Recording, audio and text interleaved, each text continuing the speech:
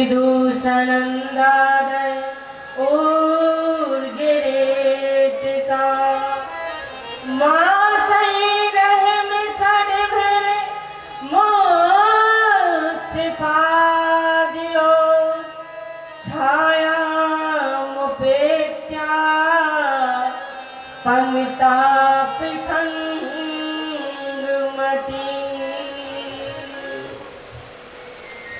राजगद्दी पर बैठते ही ध्रुव जी के मन में भक्तों बड़ी गिलानी हो गई और बोले, देखो तो सही, बड़ी बड़ी समाधि लगा करके लोग भगवान को प्राप्त नहीं कर पाते और उन प्रभु को मैंने 5-6 महीने में प्राप्त कर लिया, लेकिन मेरी इस मंद बुद्धि का दर्शन तो करो।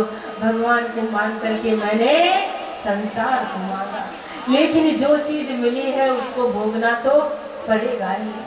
कहते हैं भक्तों, ध्रुव जी महाराज ने बहुत समय तक राज्य किया और राज्य जब बहुत समय तक किया, बाद में अपने पुत्र सुमित को, बोले बाके बिहारी लाल की जय, गद्दी दे करके आप भी वन में भगवान का भजन करने के लिए चले आए। बहुत समय तक भगवान का भजन किया। भगवान के धाम से ध्रुव के लिए विमान आया और विमान में जैसे ही आरूढ़ होने लगे, विमान में जैसे ही पांच दोने का आइए विराजिए और चलिए, तो जैसे ही चरण रखने लगे तो एक भयंकर काली काली माता जी आ गई और बोले, आप कहाँ जा रहे हैं? बोले, बैकुंठ जा रहे हैं। बोले, चाहे बैकुंठ जाओ, चाहे शिवलोक जाओ, कहीं पर भी जाओ, लेकिन पहले हमारा वरण करो।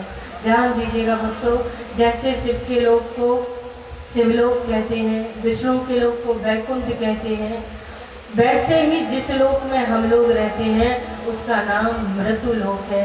और मृत्यु लोक की स्वामी कौन है? मृत्यु देवी। तो ये जो काली काली माता जी आई, ये मृत्यु देवी हैं। मृत्यु देवी ने कहा, आप कहीं पर भी जाइए, लेकिन पहले हमारा वरण करिए। भगवान के पार्षदों ने कहा, जरा गुरु इन मृत्यु देवी से कहो कि अपना ये सिर नीचे करें। तो जैसे ही मृत्यु देवी ने सिर नीचे किया, मृत्योर मूर्धनि पदम दत्वा, मृत्यु के सिर पे चरण रख करके ध्रुव जी महाराज वैकुंठ के लिए प्रस्थान कर गए। ध्रुव के बेटा उत्कल हुए, उत्कल के अंग हुए, अंग के बैन हुए, इसी वंश में आगे चल करके पृथु महाराज हुए, पृथु महाराज के अंतर ध्यान हुए, अंतर ध्यान के हवर ध्यान हुए और हवर ध्यान के राजा प्राचीन बरही हुए। ये जो प्राचीन राजा बरही हैं, ये यज्ञ बड़े करते थे भक्तों। यज्ञ को विष्णु का रूप माना जाता है। कहते हैं जब यज्ञ किया जाता है तो उसमें जलाई जाने वाली चाहे लकड़ियां हो, चाहे हवन सामग्री हो, सभी को धोया बीना जाता है, एक भी कीटाणु उसमें ना रह जाए, इस बात का ख्याल रखा जाता है। ध्यान दीजिएगा भक्तों, हम यज्ञ करें, अनुष्ठान करें, लेकिन अभिमान मन में नहीं रहना चाहिए। साबुन से कपड़ों को धोया तो जाता है, लेकिन झाग कपड़ों में लगा रह गया तो धोने का कोई मायने नहीं। हम यज्ञ करें, अनुष्ठान करें, पूजा करें, पाठ करें, कुछ भी करें, लेकिन अभिमान रूपी झाग यदि हृदय में लगा रहा तो भगवान दूर चला जाएगा। जितना हमारे जीवन में सुख समृद्धि बढ़े, उतना ही भजन बढ़ना चाहिए, और जितना भजन बढ़े भक्तों, उतनी ही विनम्रता जीवन में आनी चाहिए। होता क्या है, यहाँ माला ज्यादा जप रहे हैं, इधर अभिमान बढ़ता जा रहा है।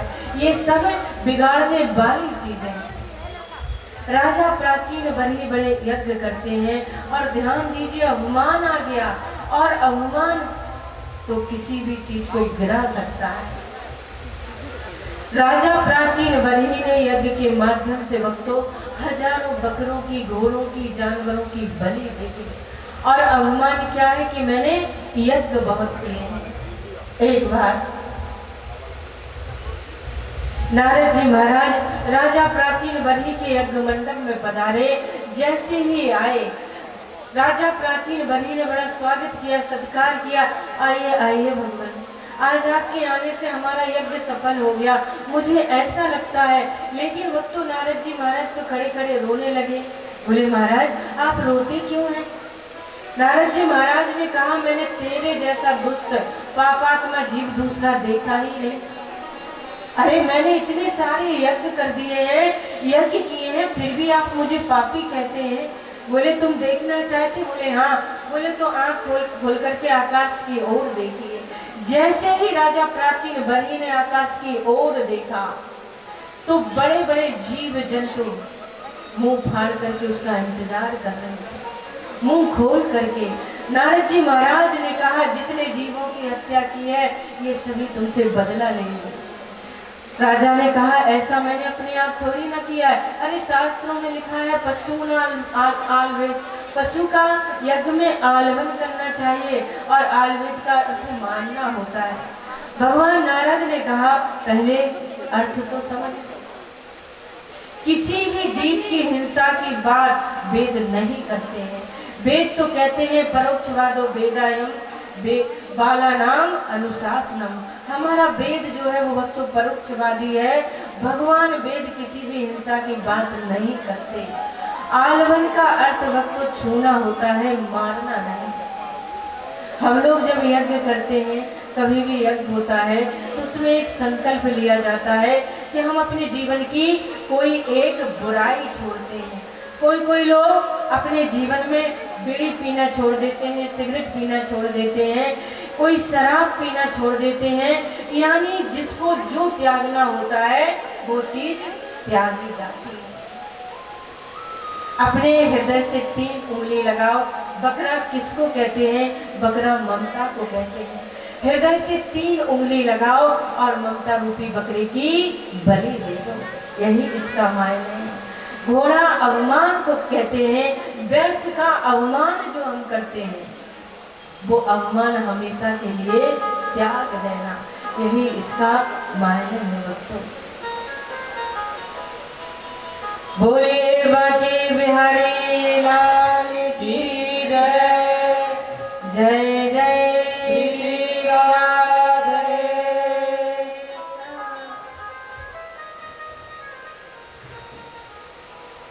लेकिन वेदों के अर्थ को थोड़ा समझना तो होगा। वेद किसी भी हिंसा की बात नहीं करते भक्तों। एक किसान था, नेक्स्ट समझना पड़ेगा।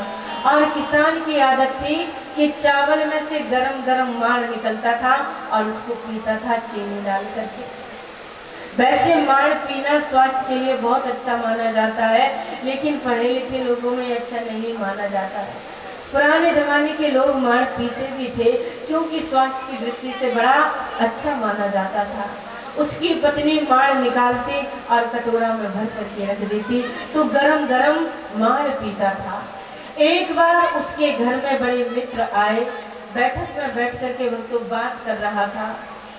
पत्नी ने चावल में से माड़ निकाला और बर्तन में रख दिया, कठौती में रख दिया, यानी लकड़ी के बर्तन में, और अपने बेटा से बोले बेटा जाकर के पिताजी से कह दो कि चावल में से माड़ निकाल रहा है, कठौती में रखा है, आकर के पी ले, नहीं तो ठंडा हो जाए, शीतल हो जाएगा।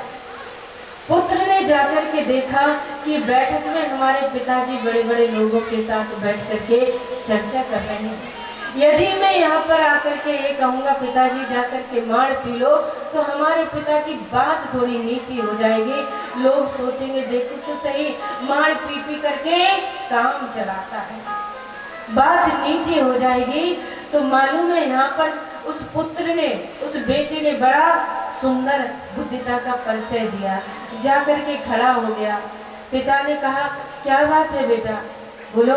बोले पिताजी धानुपुर से माड़ू आया है, कटवटिया घाट पर बैठा है, जल्दी से चल करके मिल लीजिए, नहीं तो शीतलपुर को चला जाएगा।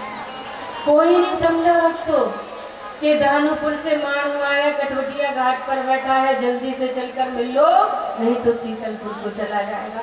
लेकिन उसके पिता समझ गए और सोचने लगे अरे ये तो मेरी ही बात कह रहा है। पास में आए और बोले बेटा आज तेरी वजह से मेरा नियम नहीं टूटा और मार पीने को मिल गया, तू बड़े होकर के बड़ा बुद्धिमान बनेगा। बिल्कुल वैसी ही परिस्थितियां हमारे समझने की हैं, चाहे वो वेदों की हो, चाहे किसी बात की हो। वेदों के मंत्र को हम ऊपर से पढ़ ले, रट ले, लेकिन गहराई में ना उतरे तो उनकी अर्थ समझ में नहीं आते हैं। कहते हैं फिर भी राजा की समझ में नहीं आया, तो यहाँ उन्होंने एक उपाख्यान सुनाया। यहाँ से भक्तों पुरंजन उपाख्यान प्रारंभ हो रहा है। ध्यान से सुनेंगे, समझेंगे तो जरूर समझ में आएगा आप लोगों के। नारद जी महाराज कहते हैं कि एक पुरंजन नाम का राजा था। एक काल्पनिक कथा सुनाई, और पुरंजन नाम का जो राजा था उसका एक मित्र था। उसका नाम क्या था? अभिज्ञाता। मैं थोड़ा स्पष्ट करती चलूं आप सबको। मैं पुरंजन हूँ और आप सभी पुरंजन हैं। पुरंजन कहते हैं जीव को। ना ज्ञातव्य केनापि अस अभिज्ञाता, और अभिज्ञात नाम का जो उसका मित्र है, अभिज्ञात माने ईश्वर। तो एक बार पुरंजन यानी ये जीव सुंदर नगर की तलाश में चला, किसी सुंदर हवेली की तलाश में चला। ये कई जगह गया लेकिन इसको सुंदर नगर नहीं मिला। तो हिमालय की दक्षिण दिशा में गया, वहां पर इसको 9 दरवाजे का नगर मिला। ये 9 दरवाजे का नगर क्या है भक्तों? कोई और नहीं, गीता में गोविंद कहते हैं नव द्वारे पुरे देही। ये 9 दरवाजे का नगर हमारा अपना शरीर है। इसमें 9 द्वार है, 2 आंखें, 2 कान, 2 नासिका चित्र, मुख, वस्त्र, इंद्रिय आदि। ये 9 द्वार का नगर है। तो पुरंजन जीव ने जैसे ही भक्तों इसके अंदर प्रवेश किया, इस शरीर के अंदर प्रवेश किया, तो इसके अंदर एक बड़ी सुंदर स्त्री बैठी थी जिसका नाम बुद्धि है। और वो तो ये अकेली नहीं है, इसके साथ में 10 सहेलियां हैं। 5 सहेलियां इधर, 5 सहेलियां इधर। मैं थोड़ा परिचय कराऊं तो पुरंजन ने बुद्धि से कहा, अजी आपका परिचय? बोले तो मैं भी नहीं जानती कि मैं कौन हूँ, लेकिन तुम मुझे अपने पास में रखोगे, मैं तुम्हारी बड़ी मदद करूंगी। तो ध्यान दीजिए, जो बुद्धि है उसकी 10 सहेलियां कौन सी हैं? 5 ज्ञानेंद्रियां, 5 कर्मेंद्रियां, ये बुद्धि की 10 सहेलियां हैं। तो पुरंजन जीव ने बुद्धि रूपी पुरंजनी के साथ में विवाह कर लिया, यानी कि ये जीव एकदम बुद्धि के बस में हो गया, एकदम बस में। रात्रि में नगर में रहने वाले सभी लोग सो जाते हैं, लेकिन 5 फण का जो नाग रहता है ये कभी नहीं सोता। 5 फण का नाग क्या है? प्राण, अपान, उदान, व्यान, समान। ये भक्तों 5 प्राण है। अब पुरंजन जीव जो है बुद्धि रूपी पुरंजनी के एकदम बस में। वो खाती है तो खाता है, वो पीती है तो पीता है, वो सोती है तो सोता है, एकदम वही करता है जो बुद्धि आदेश करती है। लेकिन भक्तों इस नगर के ठीक सामने एक बहुत बड़ा किला है जो तुम्हें और हमें दिखाई नहीं देता है, और इस किले में एक राजा रहता है जिसका नाम चंडवेग है। चंडवेग किसको कहते हैं भक्तों? काल को कहते हैं, काल को। और भक्तों ये अकेला नहीं है, इसके सेना में बहुत सारे लोग हैं। 365 गंधर्व हैं और 365 गंधर्वियां हैं। 300, इसकी सेना कितनी बड़ी हो गई? बहुत बड़ी सेना हो गई। तो 365 जो गंधर्व हैं वही दिन है, और 365 जो गंधर्वियां हैं वही रात्रि हैं। तो दिन और रात्रि को लेकर के ये चंडवेग माने काल इस शरीर को लूटता है। किसको? हमारे और आपके शरीर को लूटता है। लेकिन किला बड़ा मजबूत है भक्तों, ये लुटता नहीं है। तो चंडवेग ने अपनी बेटी से कहा, बेटी किला बड़ा मजबूत है, ये तुम टूटता ही नहीं है, जरा इसका तुम पलस्तर ढीला करके आओ। काल कन्या जरा साक्षात, जरा किसको कहते हैं भक्तों? किसको? बुढ़ापे को। हाँ, कोई बूढ़ा बनना चाहता है? इस पंडाल में कोई बूढ़ा बनना चाहता है? कोई बूढ़ा बनना नहीं चाहता भक्तों। च्यवनप्राश खाएंगे, मोती पिष्टी खाएंगे, शिलाजीत खाएंगे, क्या क्या नहीं खाएंगे, लेकिन ये तो फिर भी आता है। बड़े बड़े प्रयास करते हैं, बड़ी बड़ी योगा करते हैं, फिर भी ये रुकता नहीं। बड़े बड़े बालों को काला करने के लिए तेल लगाते हैं, डाई लगाते हैं, लेकिन 8-10 दिन बाद जैसे कि तैसे हो जाते हैं। कोई भी व्यक्ति बूढ़ा बनना नहीं चाहता है, लेकिन ये तो जबरदस्ती आता है। जैसे ही काल की लड़की जरा ने इस पर चढ़ाई की, पलस्तर ढीला कर दिया, हाँ, दांत निकल गए, कमर झुक गई, आंखों से दिखना बंद हो गया। चंडवेग राजा ने देखा बड़ा सुंदर मौका है और इस पर चढ़ाई कर दी, तो पुरंजनी की याद करते करते इसकी मृत्यु हो गई। और मृत्यु के बाद में ध्यान दीजिएगा, स्त्री की याद करते करते मरा, तो अगले जन्म में भक्तों इसको स्त्री ही बनना पड़ा। जब ये स्त्री बन गया तो इसकी शादी हो गई, और शादी होने के कुछ दिनों बाद इसका पति मर गया, तो पति के साथ में जाकर के ये सती होने लगा।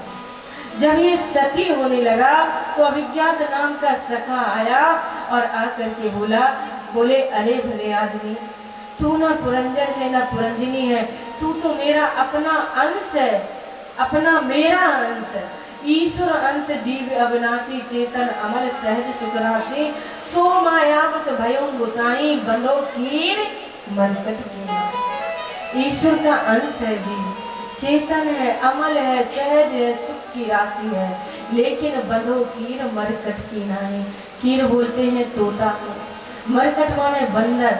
आपने देखा होगा तोता पकड़ने वाले, देखा हो तो देखा होगा, लेकिन ध्यान दीजिए कैसे पकड़ते हैं तोता।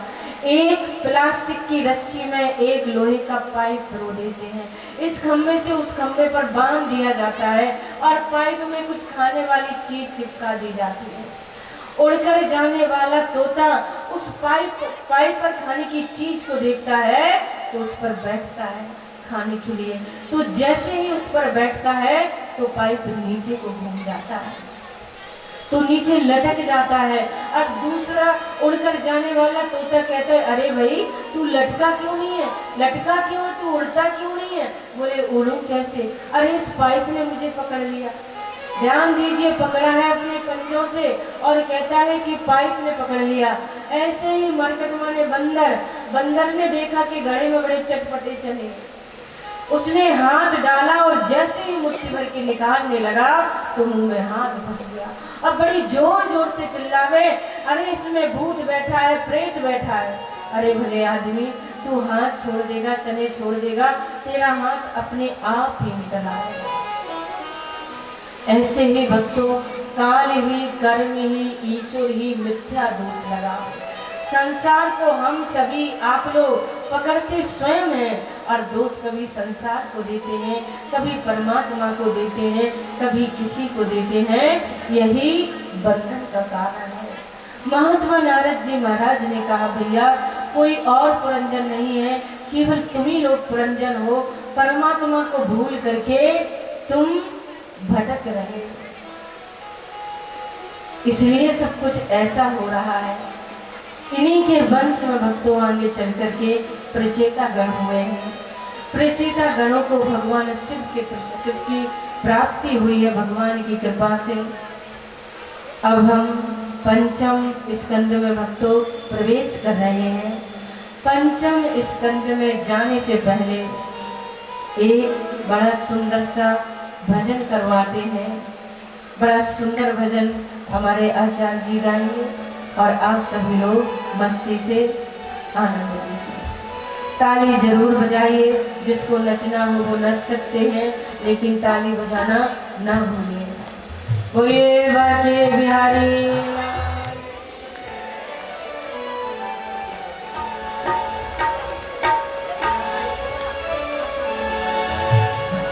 पर्दे में बैठे बैठे यूं न मुस्कुराइए,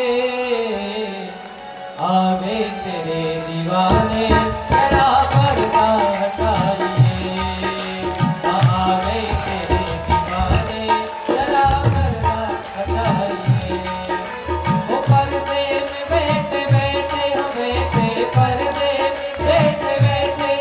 क्यों न मुस्कुराइए, आवे तेरे दीवाने जरा पर्दा हटाइए, ओ आवे तेरे दीवाने जरा पर्दा हटाइए।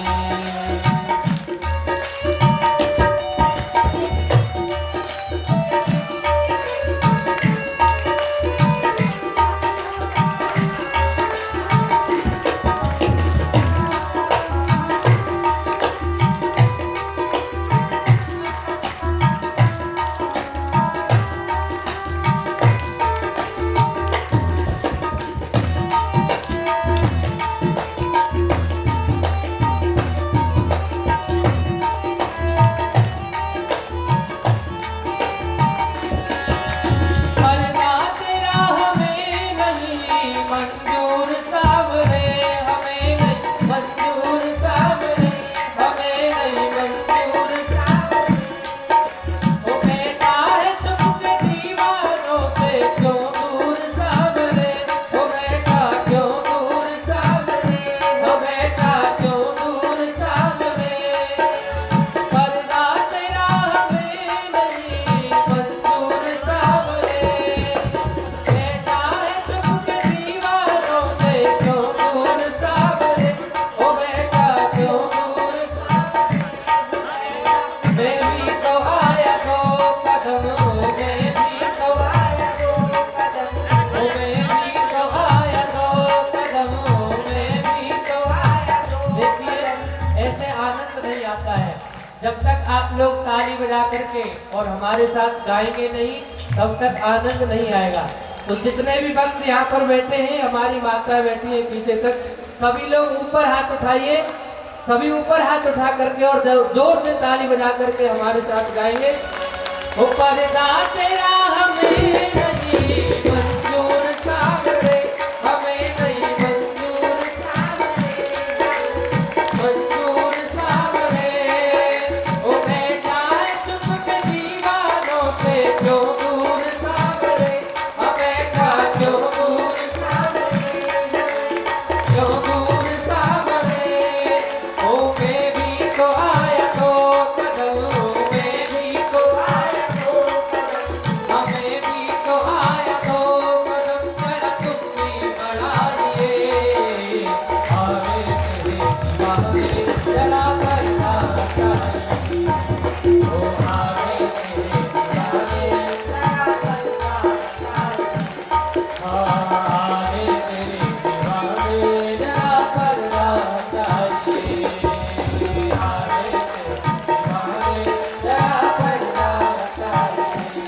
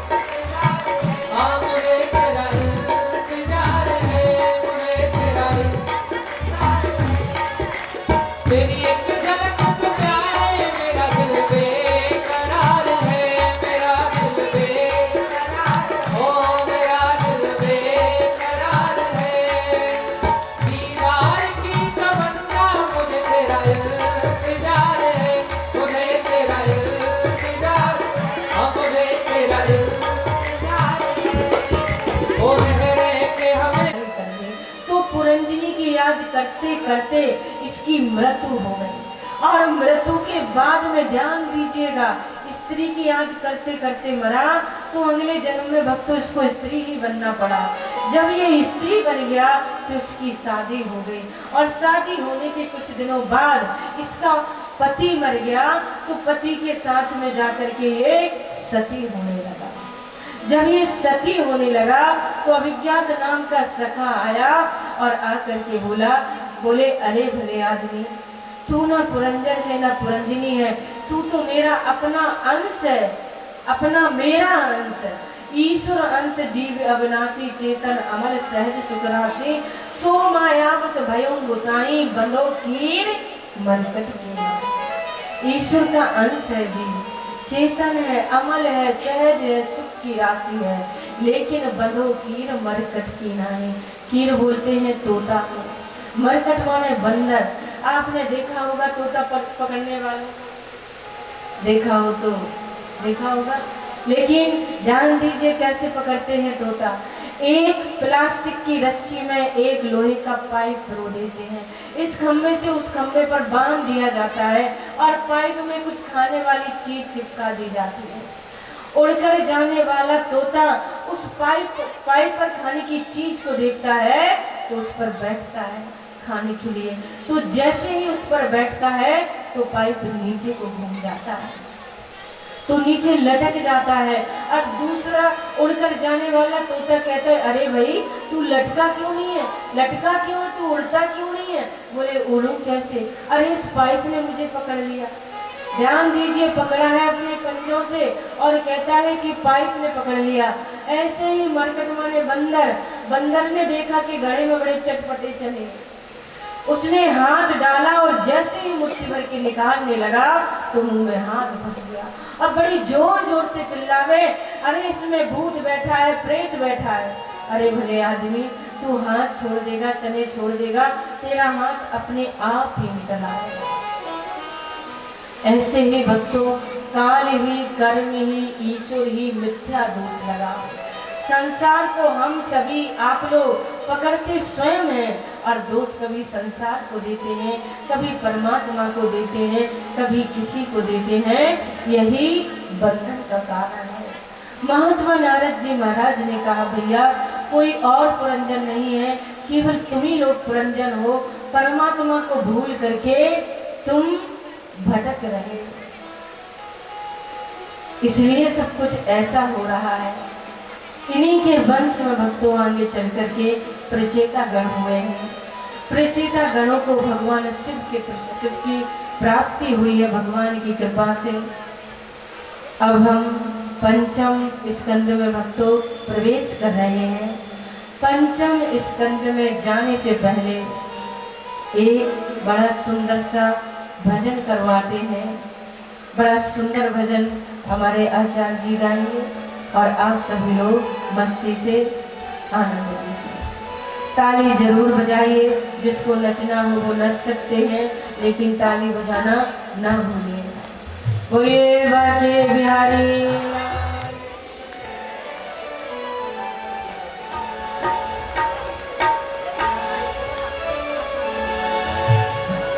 पर्दे में बैठे बैठे यो न मुस्कुराइए,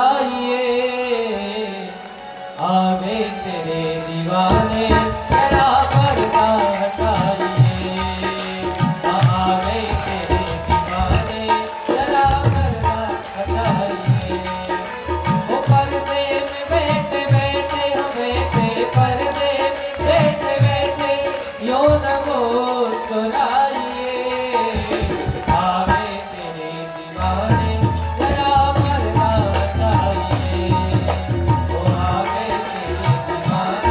जरा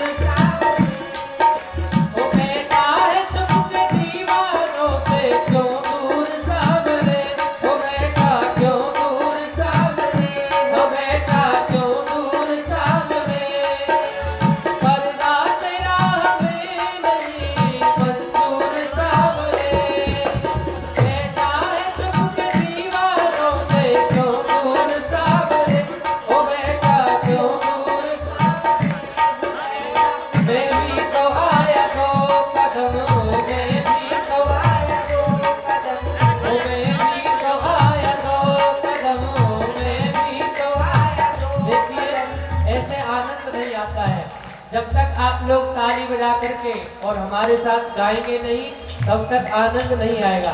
तो जितने भी भक्त यहाँ पर बैठे हैं, हमारी माता बैठी है पीछे तक, सभी लोग ऊपर हाथ उठाइए, सभी ऊपर हाथ उठा करके और जोर से ताली बजा करके हमारे साथ गाएंगे।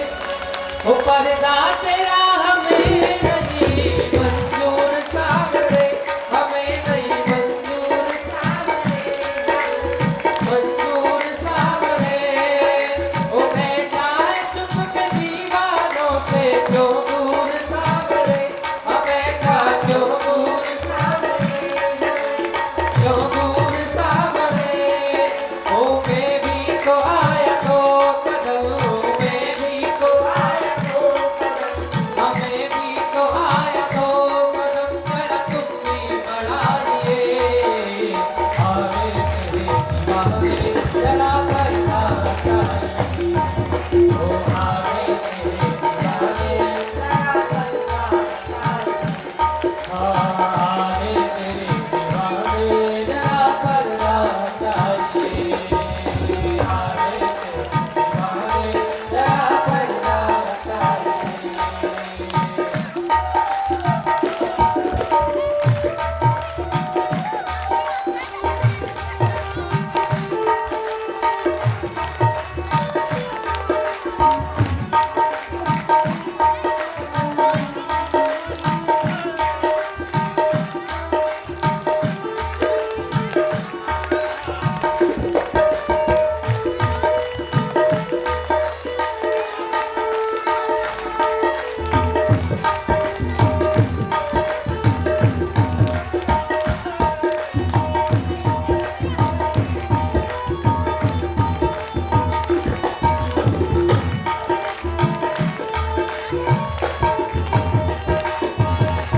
तेरी एक झलक को मेरा दिल बेकरार है, मेरा दिल बेकरार है, मेरा दिल बेकरार है।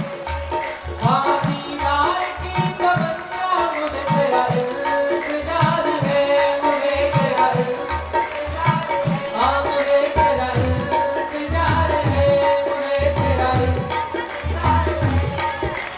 तेरी एक झलक तो प्यारे मेरा दिल बेकरार है, मेरा दिल बेकरार है, ओ मेरा दिल बेकरार है। दीवार की तमन्ना मुझे तेरा इंतजार है, मुझे तेरा इंतजार है, हाँ मुझे तेरा इंतजार है। ओ रहने के हमें जरा करना हटाइए, आगे तेरे दीवाने जरा करना हटाइए।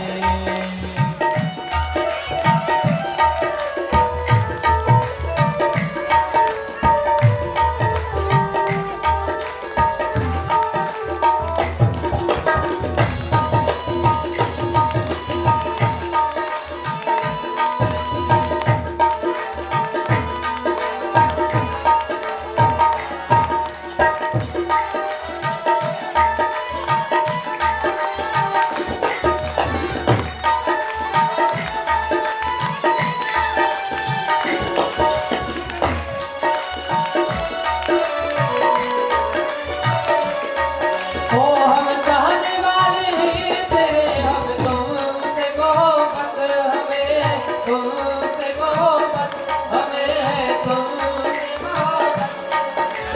कर दो करम जरा दिखा दो, अब सा मेरी सूरत दिखा दो, अब सा मेरी सूरत, ओ दिखा दो अब सा मेरी सूरत। ओ प्यासी निगाह भीग की, प्यासी निगाह, प्यासी निगाह भीग की, जरा नजर मिलाइए।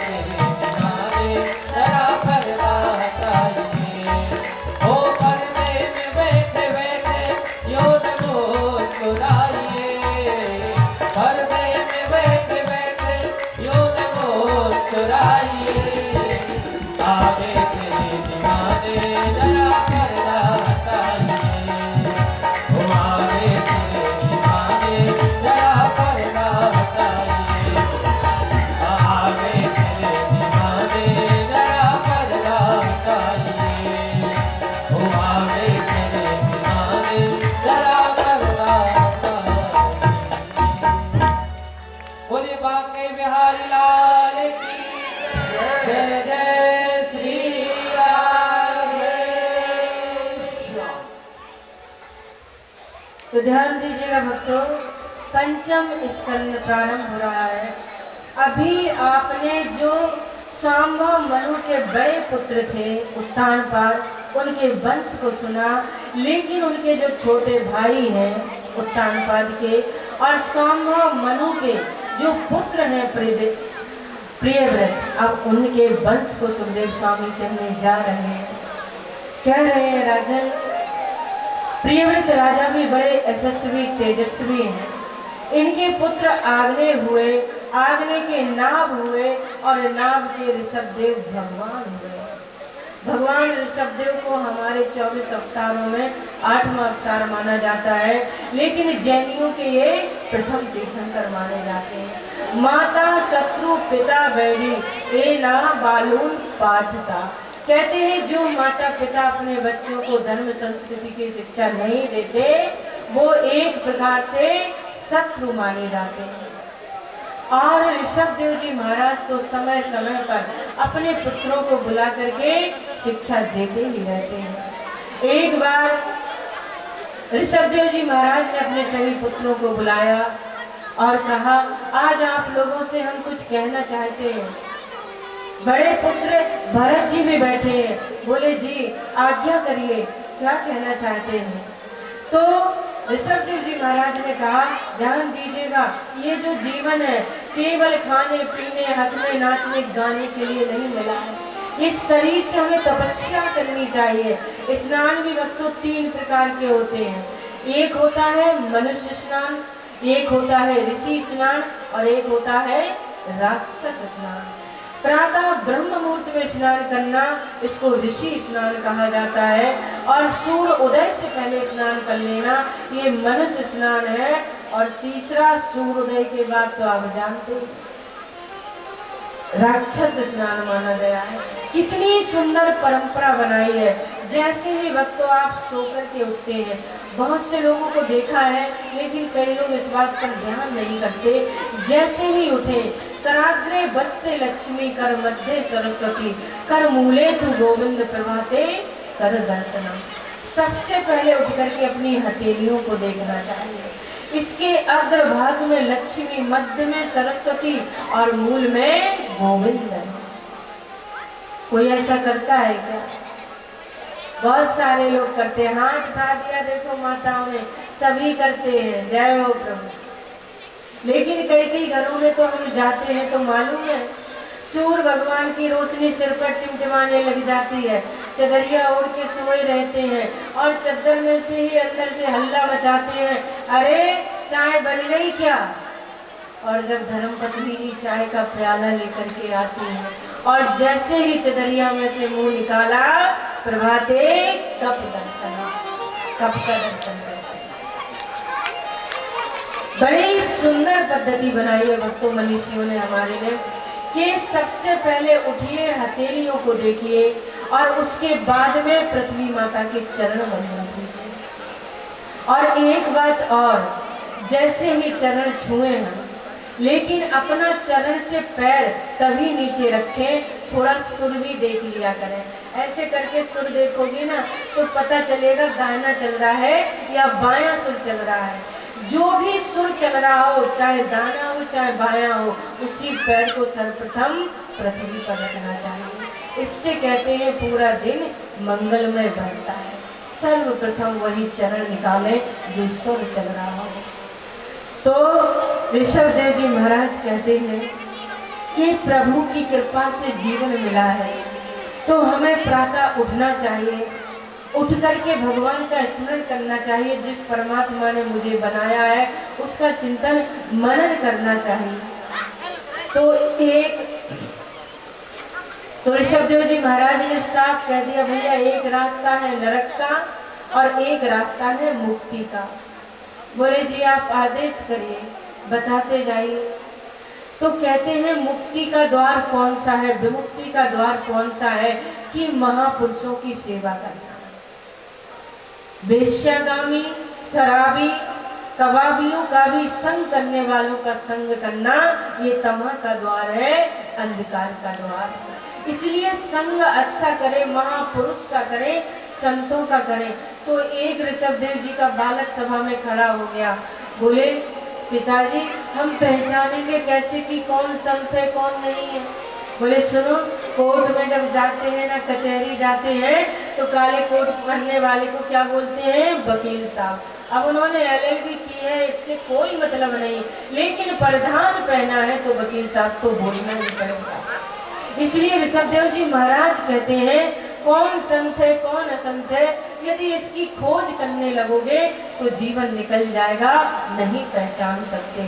इसलिए ऋषभदेव जी महाराज कहते हैं ध्यान दीजिए भक्तों, सुनिएगा, इस बात को जरूर अपने ध्यान में रखिएगा, क्योंकि ध्यान में रखोगे तो आपको ये बातें समझ में जरूर आएंगी। कौन संत है, आपको हजारों लोग मिलेंगे तो आप छटनी कर सकते हैं। महान तस्के समचित्वा प्रशांता विवन्नवा स्वहृदा साधु। कौन साधु है कौन संत है, ध्यान दीजिएगा, जिसका चित्त सम है, जिसका मन प्रशांत है, क्रोध को जिसने जीता है, उसका प्रधान कैसा भी क्यों ना हो, उसकी परिस्थितियां कैसी भी क्यों ना हो, वो किसी भी स्थिति परिस्थिति में क्यों ना हो, वो निश्चित रूप से संत है। मनस्य कम वचस्य कम कर्मण्डे कम महात्मनाम, मनस्य नैत वचस्य नैत कर्मण्ड नैत महात्मनाम। जो बात मन में सोचे वही वाणी से बोले, और जो वाणी से बोले वही अपने कर्म में करे, ये सच्चे संत का, महात्मा का, महापुरुष का लक्षण है भक्तों। ऐसे लोग आपको मिल जाएंगे, आप लोग समझ लीजिएगा। तो महापुरुषों का संग करोगे तो मुक्ति का द्वार खुला मिलेगा। ऋषभदेव जी महाराज ने संसार की असारता बताई, जीवन की व्यवहारिकता बताई, जीवन की उपादेयता बताई। कथा तो हजारों सुनते हैं भक्तों, लेकिन करंट किसी दो चार के दिल पर ही लगता है। कथा में भीड़ कितनी है ये जरूरी नहीं है, लेकिन सुनने वाले कितने हैं ये ज्यादा जरूरी है। ऐसा उपदेश किया ऋषभदेव जी महाराज ने कि अधिकांश बेटा उसी रात्रि में वन में चले गए और व्रत हो गए, और 9 बेटा तो ऐसे ज्ञानी हुए आप सभी जानते हैं, जो नबी योगेश्वर के नाम से जाने जाते हैं। कवि, हरि, अंतरिक्ष, पिप्पलाय, आबहोत्र जी, चमस, दुर्मिल, कर भाजन, ये 9 बेटा है इनके, जिनकी कथा भक्तों 11वें स्कंद में बड़े विस्तार से कही गई है, बड़े विस्तार से बताई गई है। बोलिए बाके बिहारी लाल की। ऋषभदेव जी महाराज ने अपने ज्येष्ठ पुत्र भरत जी महाराज को राज्याभिषिक्त कर दिया और तपस्या करने के लिए वन में चले गए। ध्यान दीजिएगा भक्तों, पिताजी के जो संस्कार हैं, ऋषभदेव जी के जो संस्कार हैं, वही संस्कार भरत जी महाराज ने। बहुत समय तक भरत जी महाराज ने राज्य किया, और यहाँ पर ऋषभदेव जी महाराज ने अपने शरीर का त्याग योग के माध्यम से कर दिया। बहुत समय तक भरत जी महाराज ने राज्य किया, और अपने बेटा को राजगद्दी दे करके वो भी वन में चले आए। कहाँ? जहाँ पर गंडक नदी बहती है। परो रजा सबतुर जात वेदो, देवस्य भर्गो मन सेदम जात। स्नान करते, सूर्य भगवान को अर्घ्य देते, द्वादशाक्षर मंत्र का उच्चारण करते। कभी कभी तो भक्तों कंठ भर जल में खड़े होकर के द्वादशाक्षर मंत्र का जाप करते थे। जब बहुत समय बीत गया, काफी समय बीत गया, एक दिन की बात है, कोई हिरनी आई, प्यासी थी और गर्भवती भी थी। तो जैसे ही नदी के पास में आई और जैसे ही किसी शेर ने दहाड़ लगाई, शेर की दहाड़ सुन करके हिरनी पानी में कूद गई और जल्दी जल्दी नदी को पार करने लगी। जैसे ही जल्दी जल्दी नदी पार करने लगी तो उसका जो गर्भ का शिशु था उसने बीच नदी में ही जन्म ले लिया। एक तो प्रसव की पीड़ा, हिरनी किनारे पर आकर के मर गई, लेकिन भक्तों उसका नन्हा सा जो बालक था वो तो जल में बहता ही जा रहा था। इधर भरत जी महाराज ने देखा, राम राम राम, दौड़ करके बच्चे को उठाया और हृदय से लगाया, अपने आश्रम पर ले आए, कुटिया पर ले आए, अग्नि वग्नि जला करके उसको गर्मी पहुंचाई। ठंडी का प्रदेश था। ये क्या किया भक्तों? ये परोपकार किया। दूसरों को बचाना। परहित बस जिनके मन माही, तिनकहु जग दुर्लभ कछु नाई। परहित सरस धर्म नहीं भाई, पर पीड़ा सम नहीं अदमाई। दूसरे का हित करना ये सर्वोत्तम धर्म है। तुलसीदास जी के महाराज की नजर में हिरण के बच्चे को बचाया, उसकी रक्षा की, सहायता की। ये क्या किया भक्तों? उपकार किया। लेकिन सच्चा उपकार कब माना जाता? जब हिरण के बच्चे को 10-20 दिन अपने घर के अंदर रखते, और जब वो स्वस्थ हो जाता, बड़ा हो जाता, तो हिरण के झुंड में जाकर के छोड़ देते। ये तो बढ़िया था, ये तो अच्छा था। लेकिन ध्रुव जी महाराज ने भक्तों ऐसा नहीं किया। महात्मा भरत जी ने ऐसा नहीं किया। मालूम है क्या करते? हिरण के बच्चे को नहलाते, धुलाते, खिलाते, पिलाते, थोड़ी थोड़ी उसके प्रति ममता होने लगी। शास्त्र कहता है कि प्रेम सबसे करो, लेकिन ममता बंधन कारक होती है। और ऐसा ही हुआ भक्तों, जो भजन करते थे ना, भजन की माला कम होने लगी और हिरण की सेवा में समय ज्यादा व्यतीत होने लगा। कबीरदास जी महाराज फरमाते हैं, आए थे हरि भजन को औटन लगे कपार। अपने घर के बेटा बेटी पत्नी सभी छोड़े, मैल खजाना छोड़ा, और वन में आकर के एक हिरण के बच्चे के मोह में पड़ गए। बच्चे के मोह में पड़ गए और ज्यादा उसके प्रति रुचि बढ़ने लगी। कभी कभी भक्त ये भजन करने बैठ जाते थे ना, तो वो हिरण का बालक आता, अपने मुंह से इनकी पीठ खुजलाने लगता, तो माला झोली उठा करके रख देते और दूसरों से कहते, देखो ना ये मेरी कैसी सेवा करता है, मुझे अपना पिताजी मानता है। तो गोदी में लेकर के बड़ा प्यार करते, दुलार करते। और कभी कभी अब बालक थोड़ा बड़ा हो गया ना, तो घूमने फिरने चला जाता, सायंकाल को थोड़ा समय लग जाता, तो परमात्मा की याद करते, हे सूर्य देवता, हे चंद्र देवता, मेरे बालक की रक्षा करता, उसे कोई छोटा मोटा जीव, बड़ा जीव जंतु खा ना जाए। ऐसी उसके प्रति भक्तों ममता बढ़ने लगी। और जब मृत्यु का समय आया, तब न राम की याद आई, न कृष्ण की याद आई, न गोविंद का स्मरण हुआ। जन्म जन्म मुनि यतन कराई, अंत राम कह आवत नाई। हिरण की याद करते करते शास्त्र कहता है, ध्यान दीजिए, अंतिम समय जिसका आपको स्मरण रहेगा, याद रहेगी उसकी, तो उसको आपको उस शरीर में जाना पड़ सकता है। जरूरी नहीं है, लेकिन ऐसा भी नहीं है कि आप जिसका स्मरण करो आपको वो गति प्राप्त ना हो। अगला जब दूसरा जन्म हुआ भक्तों, हिरण की याद करते करते मर गए और अगले जन्म में हिरण बन गए। कहते हैं थोड़ा सा किया हुआ सत्कर्म बड़े बड़े कठिन परिस्थितियों से बचाता है। योगेश्वर कृष्ण कहते हैं कि दूसरे शरीर में जाने पर भी इनकी स्मृति नाश नहीं हुई, नष्ट नहीं हुई। और सोचने लगे, कहने लगे, देखो तो सही, मैं राजा भरत था, पिताजी का उपदेश सुना, बैराग गाया, वन में चला गया और हिरण के बच्चे के मुंह में पड़ा, मुझे हिरण ही बनना पड़ा। अब खाई सो खाई आगे राम दुहाई। अब एक भी कार्य ऐसा नहीं करूंगा जिससे मुझे दोबारा इसमें फंसना पड़े। लोग बड़ा प्रेम करते, कई कई घरों में हम देखते हैं कुत्तों से बड़ा प्रेम करते, कोई कोई बिल्ली से बड़ा प्रेम करते हैं। ध्यान दीजिएगा भक्तों, 84 लाख योनियों के बाद में ये मनुष्य शरीर मिला। अगर किसी के समय, अंतिम समय हमारी उसमें लगन रह गई, निष्ठा रह गई, तो हमें उस शरीर में जाना पड़ सकता है। और सबसे बड़ा उदाहरण आप भरत जी का देख लीजिए कि हिरण की याद करी तो हिरण बनना पड़ा, लेकिन सावधान थे। जंगल में जाते थे तो हरी हरी घास नहीं खाते थे, सूखी घास खाते थे। एक बार भक्तों जंगल में अग्नि लग गई, आग लग गई, सारे हिरण चले गए, इन्होंने अपने शरीर को त्याग दिया। और तीसरी बार आंगीरस गोत्री ब्राह्मण के घर में इनका जन्म हो गया, पंडित जी महाराज के यहाँ। पंडित जी महाराज की 2 पत्नियां थी भक्तों, एक पत्नी के कई बेटा बेटी और एक के केवल भरत जी थे। और इत्तेफाक की बात देखिए कि इस जन्म में, तीसरे जन्म में इनका नाम भरत ही रखा गया। होनहार बिरवान के लखत चीतने पार। होनहार बच्चे के गुण बचपन से ही दिखाई दे जाते हैं। इनके पिताजी विद्वान थे, मस्तिष्क रेखा को देखा और सोच लिया ये तो बहुत बड़ा विद्वान बनेगा।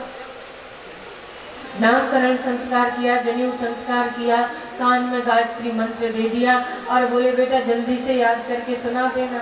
डर गए भरत जी महाराज, सोचने लगे यदि मैंने, पिताजी इसलिए किसी ज्ञान के लिए थोड़ी ना बोल रहे, यदि मैंने आज इनको गायत्री मंत्र रट करके सुना दिया, ध्यान दीजिए स्मरण याद तो 2-2 जन्मों की थी, संस्कार 2-2 जन्मों के थे, लेकिन सोच रहे कर याद करके सुना दिया तो पिताजी कहेंगे बेटा सत्यनारायण भगवान की कथा याद कर ली। अगर सत्यनारायण भगवान की याद कर ली तो फिर कहेंगे बेटा यजमान के घर में बालक हुआ है, नामकरण संस्कार कराया। फिर कहेंगे यजमान के घर में शादी है, शादी पढ़ाया। फिर कहेंगे यजमान पधार गए, दाह संस्कार कराओ। तो जिन चीजों से बचना चाहता हूँ मैं फिर फंस जाऊंगा। पिताजी महाराज भक्तों मंत्र रटाते रटाते थक गए और कहने लगे मैं तो सोचता था बुद्धिमान पैदा होगा, ये तो जड़ ही पैदा हो गया। तो जड़ भरत के नाम से भक्तों इनकी ख्याति हो गई। पिताजी मंत्र रटाते रटाते चले गए। सौतेले भाई तो होते ही किसके हैं, घर से निकाल दिया, बोले जाइए खेत पर जाकर के रखवाली करिए। खेत पर रखवाली करने गए, कुछ दिन की, भजन में बैठ गए, चिड़िया सारे खेत को ही धीरे धीरे स्वाहा कर गई। भगवान शुक्राचार्य कहते हैं राजन, केवल भरत जी के शरीर पर एक कोपीन है, मोटा जनेऊ धारण किया है, बड़ा मोटा ताजा हृष्ट पुष्ट बलिष्ठ शरीर है। कहाँ जाना है याद नहीं, कहाँ रुकना है याद नहीं। किसी ने रास्ते में जा रहे हैं माला पहना दी, इससे खुशी नहीं, और किसी ने एक मुट्ठी भर करके बालू फेंक के मार दी, उससे मन में दुख भी नहीं है। इसको भक्तों अवधूत व्रति बोलते हैं। मार्ग में जा रहे थे कि भीलों के राजा ने देख लिया। जैसे ही भीलों के राजा ने देखा, बोले बड़ा मोटा ताजा है, बलि देने की काम आएगा। बोले बाबा इधर आओ। लेकर के गए, नहलाया धुलाया खिलाया पिलाया, और जैसे ही भक्तों कहा कि भद्रकाली माँ के आगे अपने सिर को नीचे करो, सिर काटने के लिए भील तैयार हुए, बलि देने को तैयार हुए। तो इधर भद्रकाली माँ ने सोच लिया यदि आज भीलों ने, इन दुष्टों ने भरत को मार दिया तो भगवान मुझे कभी क्षमा नहीं करेंगे। बड़ी सुंदर स्तुति की है जड़ भरत जी महाराज ने, और स्तुति करके भक्तों आगे जा रहे हैं। आश्चर्य देखिए कि अभी 1 मिनट पहले कोई उनकी गर्दन काट रहा था, सिर को काट रहा था, इससे मन में दुख नहीं, और अभी अभी माँ ने बचा लिया, इससे मन में प्रसन्नता नहीं। भक्तों बड़ी ऊंची फकीरी लान अवधूत व्रति बड़ी ऊंची होती है। अब यहाँ से जड़ भरत रघुगण संवाद आरंभ होने जा रहा है। भक्तों ध्यान दीजिए, भरत जी महाराज मार्ग में, जड़ भरत जी महाराज मार्ग में चल रहे हैं। सामने से आ रहा था सिंध सौबीर देश का राजा रघुगण। किसमें भक्तों? पालकी में। पालकी तो वैसे तो आप लोगों ने अब नहीं देखी होगी, लेकिन पिक्चर फिल्म देखते हैं तो उसमें पालकियां देखने को मिल जाती हैं। 2-4 कहार आगे लगते हैं, 2-4 पीछे लगते हैं। एक व्यक्ति ने राजा से कहा, महाराज मैं आपकी पालकी के बोझे को ढोल नहीं पा रहा हूँ, मैं क्या करूँ, मेरी तबीयत खराब हो रही है। तो राजा ने आदेश कर दिया कि अरे तुम नहीं चला पा रहे हो तो क्या हुआ, ये सारी प्रजा तो मेरे लिए सेवक तुल्य है, तुम्हें जो भी पहले मिल जाए उसको पालकी में जोत लो। अब और कोई तो नहीं मिला भक्तों, मोटे ताजे जड़ भरत जी महाराज मिल गए। बोले बाबा इधर आओ, चले गए, और उस कहार ने पालकी हटा करके अपने कंधे से जड़ भरत जी के कंधे पर रख दी। ध्यान दीजिए, इतना बड़ा ज्ञानी, इतना बड़ा महर्षि अब पालकी के बोझे को लेकर के चल रहा है। मार्ग में अवरोध तो है। एक बात और थी जड़ भरत जी की कि जब मार्ग में चलते थे ना तो 5 हाथ की जमीन आगे देख करके चलते थे, कोई चींटी न मर जाए, कोई कीड़ा न मर जाए, कोई जीव जंतु की की हत्या न हो जाए, इस बात का बहुत ख्याल रखते थे। अच्छा आप लोग ये बताइए, जैसे जैसे पालकी में जो आदमी बैठा है, अब पालकी में बैठा है जो आदमी, अगर ढोने वाला उछलेगा तो पालकी वाले की क्या हालत होगी। उसमें जो घुमावदार बल्ली लगी होती है ना, उसमें रघुगण राजा का सिर टकरा करके लगा। जैसे ही 5 कदम चले और चींटी आई तो 5 हाथ तो चले गए। बोले हे भगवान, मर तो नहीं गई। और राजा के जैसे ही सिर में लगी, उन्होंने कहा पालकी ढंग से नहीं चलाते हो, मेरे सिर में चोट लग गई। बोले महाराज क्षमा करें, हम सभी तो अच्छे से पालकी चलाते हैं, ये अभी अभी मोटा बाबा लगाया है ना, ये कूद जाता है, उछल जाता है। रघुगण क्या समझे इस महापुरुष को। फिर आगे चले भक्तों, फिर कोई घटना घट गई, फिर उछल गए। फिर राजा ने डांट करके कहा, तुमसे बार बार कहता हूँ, इतना मोटा ताजा शरीर लेकर के चलते हो, पालकी ढंग से नहीं चलती, ढंग से चलाओ। इस बार भी भरत जी महाराज ने कोई जवाब नहीं दिया। तीसरी बार तो भक्तों राजा के क्रोध की सीमा नहीं रही। जैसे ही तीसरी बार उछले और पालकी में उस बल्ली में सिर लगा, राजा डांट करके बोला कि तू तो जीवित ही मुर्दे के समान प्रतीत होता है। जैसे मुर्दे से कोई कितना भी कुछ कहता रहे, उसमें प्राण नहीं तो बोलेगा कहां से। या तो पालकी ढंग से चलाओ, नहीं तो तुम्हारी ऐसी चिकित्सा करेंगे कि जीवन भर याद रखेंगे। जड़ भरत जी के नेत्रों में आंसू छलक आए, नेत्र सजल हो गए और सोचने लगे मन में, आज तक कभी बोला नहीं था, लेकिन आज भी नहीं बोला तो लोग यही कहेंगे कि जड़ भरत जी जैसे ज्ञानी ने जिस राजा की पालकी के बोझा को ढोया, वो राजा मूर्ख का मूर्ख ही रह गया। आज इसके उद्धार के लिए मुझे कुछ बोलना चाहिए। महाराज ऐसा बोले, ऐसे 2-2 माइक लगे हो, ऐसे गद्दे बिछे हो, मसनदें लगी हो, आपके जैसे भक्त कथा श्रवण कर रहे हो, तो 3-4 घंटे तो क्या कितनी भी देर तक कथा सुनाई जा सकती है। लेकिन पालकी में बैठे हो और पालकी में बैठने वाला राजा अपमान पर अपमान करता जा रहा हो, अपमान की परवाह किए बगैर आत्म उपदेश करना सिवाय जड़ भरत के अलावा किसी के बस की बात नहीं। राजा भरत ने कहा, जड़ भरत जी ने कहा, राजन हमारी समझ में नहीं आया आपने क्या बोला, मैं समझा नहीं, क्योंकि चलने का श्रम तो उसी को होता है ना जो चलता है, और जो चलता ही नहीं तो उसको श्रम होगा क्यों। भार ढोने का श्रम उसी को होता है जो भार ढोता है, और जो भार ढोता ही नहीं उसको श्रम होगा क्यों। ये मोटा होना, पतला होना, यादि व्याधि का होना, दुबला होना, ये सब धर्म किसके हैं भक्तों? शरीर के। ये मेरे धर्म नहीं है। देहे ने जातस ही में न संति, ये शरीर की अपनी क्रियाएं हैं, बुद्धि की अपने विचार हैं, इंद्रियों की अपनी प्रक्रिया है। इसलिए राजन मरना और जन्म लेना ये 2 कर्म किसके हैं? शरीर के। भूख लगना, प्यास लगना ये 2 धर्म किसके हैं? प्राण के।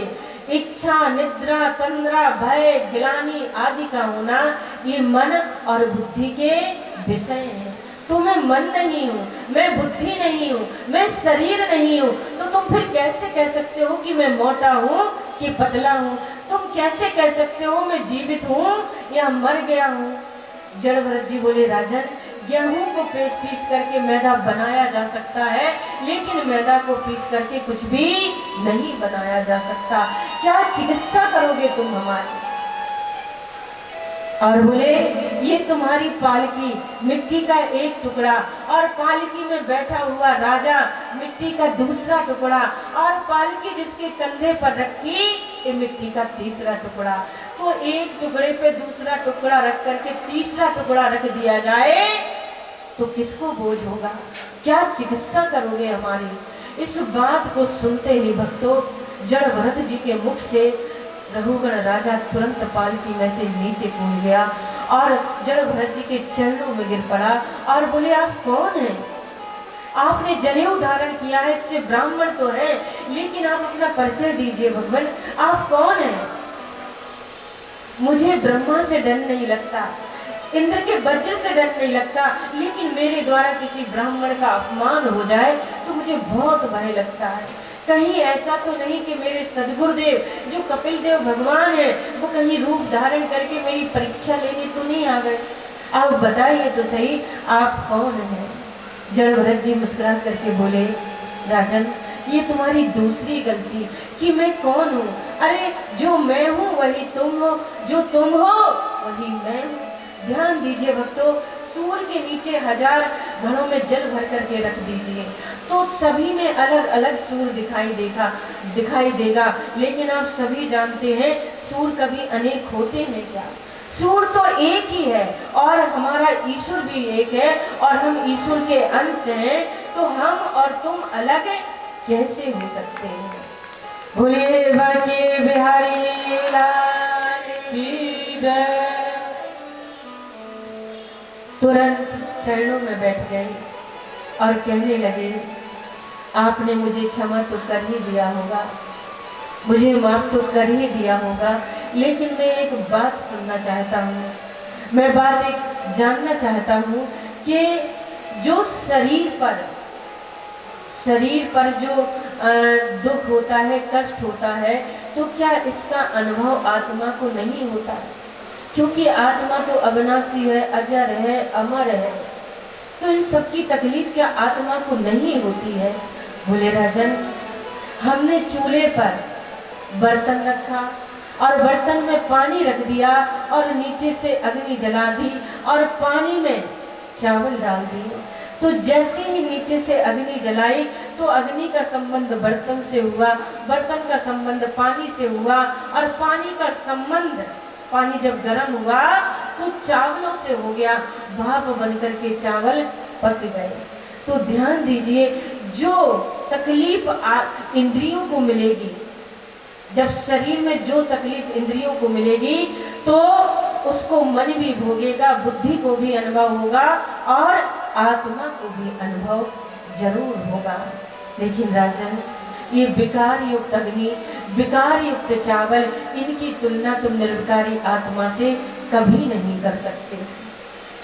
आपने चूल्हे पर बर्तन रखा और बर्तन में जल डाल दिया और नीचे से अग्नि जलाई, आगे जलाई, तो जैसे ही अग्नि प्रज्वलित हुई तो पानी खौलने लगा भक्तों।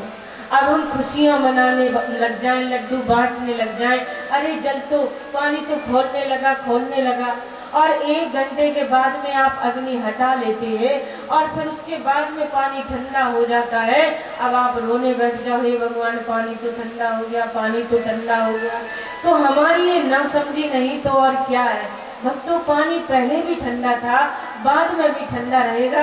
ये तो केवल उतनी देर ही गर्म हुआ था जितनी देर आपने उसके नीचे अग्नि जलाई, उतनी देर तक ही ये ठंडा रहा।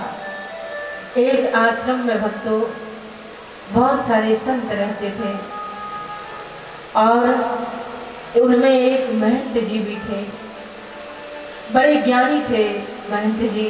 एक दिन क्या होता है, किसी संत की, परम संत की मृत्यु हो जाती है, तो वहां पर जितने संत थे भक्तों सभी संत रोने लगे, ये बेचारे मर गए, ये बेचारे चल गए।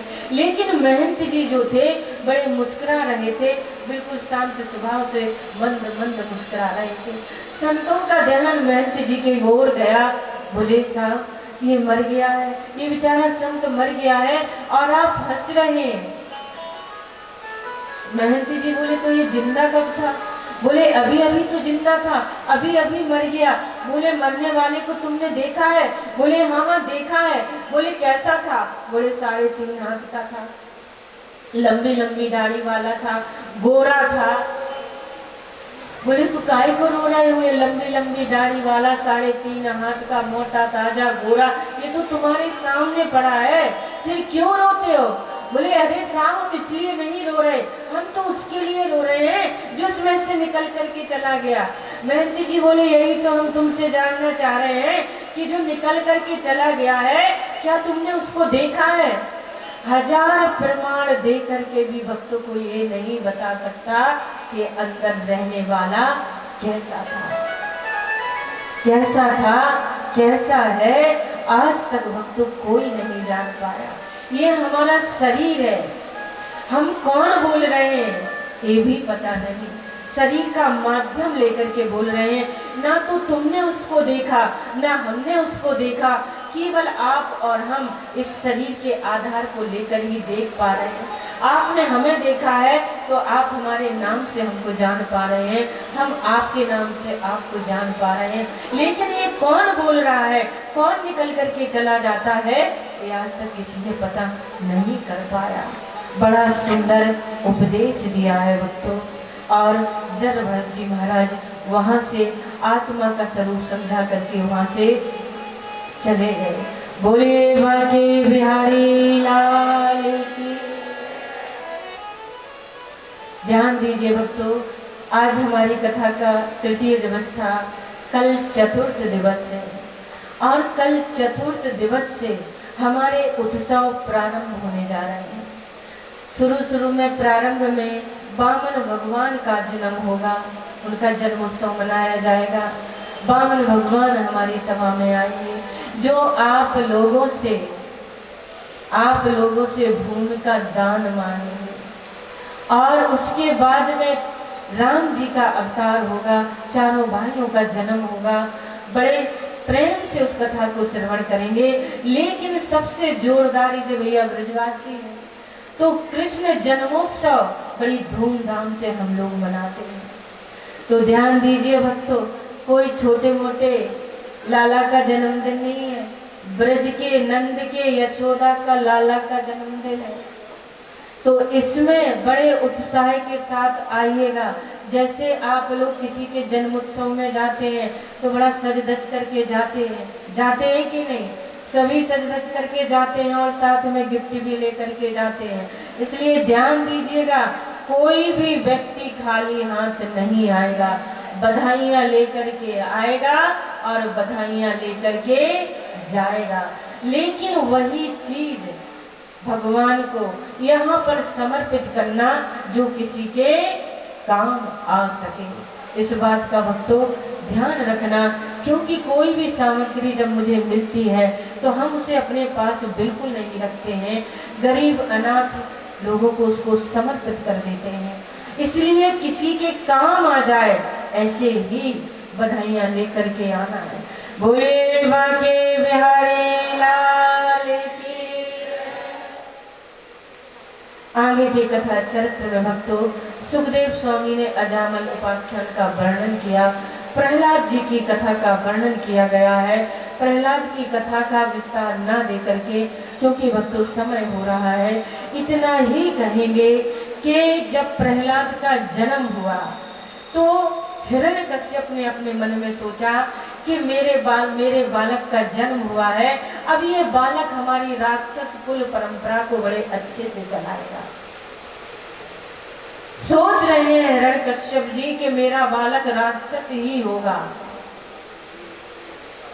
स्कूल में पढ़ने के लिए भेजा, स्कूल में क्या पढ़ाई होती इससे हमें कोई मतलब नहीं। जब भी हिरण्यकश्यप आते हैं और बालक को अपने को गोद में बैठा करके पूछते हैं, लाल बेटा आज अच्छी से अच्छी जो विद्या बताई गई हो वो बताओ ना। लेकिन प्रहलाद जी महाराज कहते हैं यहाँ पर तो अच्छी विद्या बताई ही नहीं जाती, मैं क्या बताऊं। क्योंकि जब गर्भ में थे तो भक्तों याद है ना कि नारद जी महाराज ने उनको श्रीमद् भागवत की कथा का श्रवण कराया था, भागवत की कथा सुनाई थी। नवदा भक्ति का जैसे ही अपने पिताजी को उपदेश करने लगे और जैसे ही हिरण्यकश्यप ने उपदेश सुना तुरंत अपनी गोद में से लेकर के फेंक दिया और कह दिया जो इसको मार देगा उसको पुरस्कार दूंगा, इनाम दूंगा। क्या क्या कुछ नहीं किया, पहाड़ों से गिराया लेकिन नहीं मरे, अग्नि में जलाया नहीं जले, गरम गरम खम्भे से चिपकाया नहीं चिपके, कढ़ाइयों में जलाया नहीं जले। कहते हैं जिस पर भगवान की कृपा होती है उसका कोई भी कुछ नहीं कर सकता है। इधर प्रहलाद के जो मित्र हैं भक्तों छोटे छोटे, वो बड़ी दुखी हो रहे हैं। एक बात आप लोगों से पहले कहने देते हैं। देखिए भक्तों, यहाँ पर अभी बड़ी सुंदर झांकी आने वाली है। हिरण्यकश्यप प्रहलाद जी की, नरसिंह भगवान की, तो आप लोग बैठे बैठे ही दर्शन करिएगा, ठीक है ना। केवल जो इंस्ट्रक्शन दिए गए हैं उनका हमें पालन करना है। 2 गज की दूरी हमें बनानी है। आप सभी जानते हैं, सभी पढ़े लिखे विद्वान हैं, ज्यादा कहने की जरूरत नहीं है। आप लोगों को जो भी श्रद्धा से व्यास जी को दान करना है, यहाँ पर दान करना है, तो भक्तों वहाँ पर दान पेटी रखी हुई है। जरूरी नहीं है कि कोई तुम्हारे दान को जाने, क्योंकि दान वही सफल माना जाता है कौन सा, कि दाहिने हाथ से दो तो बाएं हाथ को भी पता ना चले। तो भक्तों जो भी दान करना है, केवल आपको व्यास गद्दी को प्रणाम करना है, दूर से नमन करना है और झांकी को देखना है, प्रणाम भी करना है, दूर से आकर के करिए। लेकिन भक्तों यहाँ पर भीड़ इकट्ठी मत करिएगा, क्योंकि यहाँ पर कलश रखे हुए हैं व्यास गद्दी के सामने। कलशों को कोई नुकसान ना पहुंचे, कलशों को कोई नुकसान ना पहुंचे, क्योंकि आप लोगों को मालूम है ये कलश क्यों रखे जाते हैं। ये कलश भक्तों इसलिए रखे जाते हैं कि श्रीमद् भागवत की कथा सुनने के लिए